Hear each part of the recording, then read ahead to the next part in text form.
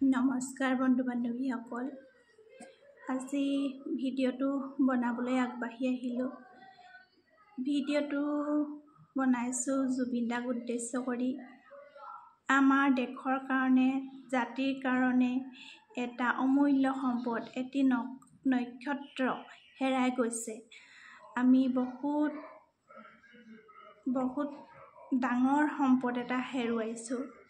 আমি এইটো আকৌ কেতিয়াও ঘূৰাই নাপাওঁ। জুবিন দাৰ দৰে এজন সাহসী মানুহ, এটা বলিষ্ঠ চিঞৰ, এটা বলিষ্ঠ কণ্ঠ, ইমান বাঘ সিংহৰ দৰে সাহসত আগবাঢ়িব পৰা, কথা ক'ব পৰা এজন জুবিন দা আৰু দ্বিতীয়জন নোলাব। আজি তেওঁৰ অভাৱ আমি প্ৰতিজন অসমীয়াই অনুভৱ কৰিছোঁ।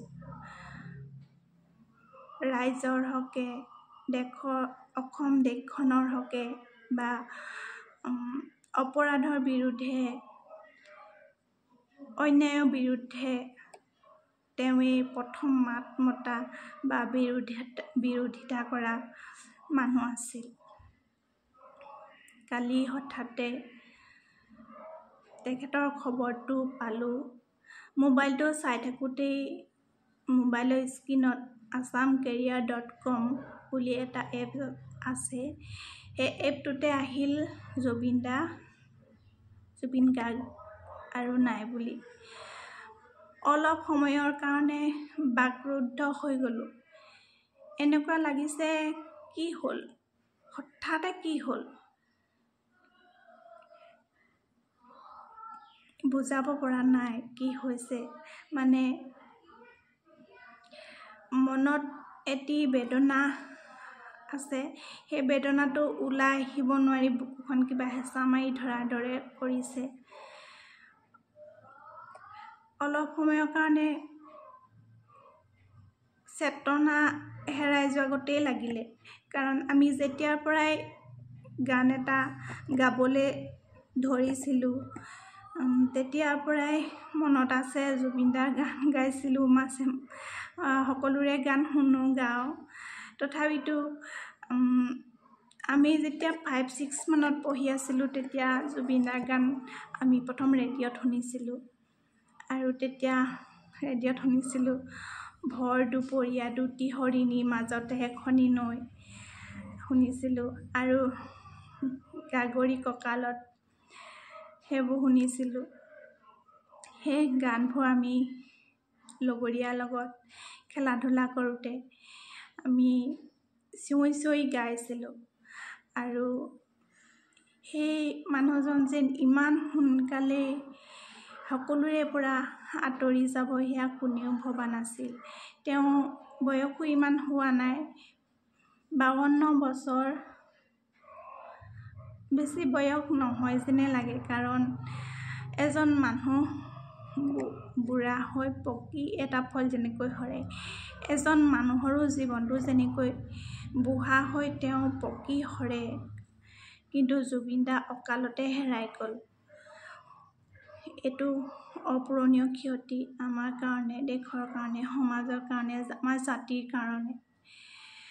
আজি এটাই কামনা কৰোঁ, জুবিন দাৰ দৰে যেন আমাৰ মাজলৈ, দেশৰ মাজলৈ, সমাজৰ মাজলৈ, ৰাইজৰ মাজলৈ আকৌ এজন জুবিন দাক ভগৱানে পঠাই দিয়ে। জাতিৰ কাৰণে, মাটিৰ কাৰণে, দেশৰ কাৰণে সাহসেৰে মাত দিব পৰা এজন মানুহ, যাৰ এটা নিজস্ব বলিষ্ঠ সত্তা আছে। তেনেকুৱা এজন মানুহ যেন আমাৰ ভৱিষ্যত প্ৰজন্মলৈ আকৌ ভগৱানে পঠাই দিয়ে। জুবিন দাৰ দৰে নহয়, জুবিন গাৰ্গকে পঠাই দিয়ক। কাৰণ তেওঁৰ সমান কোনো হ'বই নোৱাৰে। শেষত ভিডিঅ'টো চমু কৰিলোঁ। ক'বলৈ ঢেৰ আছে, কিন্তু মনৰ দুখবোৰ ভাষা হৈ ওলাই অহা নাই। জুবিন দা, আপুনি য'তেই আছে শান্তিৰে থাকক, সুখেৰে থাকক। আপোনাৰ আশীৰ্বাদ দি থাকিব সদায় ৰাইজৰ মাজত। আপোনাক সুঁৱৰি আপোনাক ভাবি আপোনাৰ সাহসক সন্মান জনাই আজি নতুন প্ৰজন্ম আগলৈ আগবাঢ়ি যাওক সাহসেৰে। সমাজখন নতুন ৰূপত গঢ় দিয়ক। আৰু কি ক'ম, শেষত তেখেতৰ আত্মাৰ চিৰশান্তি কামনা কৰিলোঁ। শৰীৰৰ মৃত্যু হয়, কিন্তু আত্মাৰ মৃত্যু নহয়। আত্মা অমৰ হৈ থাকে। জুবিন দাও অমৰ। তেখেত অমৰ হওক, আমাৰ মাজলৈ পুনৰ ঘূৰি আহক। তেখেতলৈ গভীৰ শ্ৰদ্ধাঞ্জলি জনাই ভিডিঅ'টো ইমানকৈ বনালোঁ। আচলতে ভিডিঅ' বনাবলৈ সাহস হোৱা নাই। মনৰ দুখবোৰ উকমুকাই আছে মনৰ মাজতেই। তথাপিতো ৰাইজক মাজলৈ এষাৰ আগবঢ়ালোঁ। নমস্কাৰ।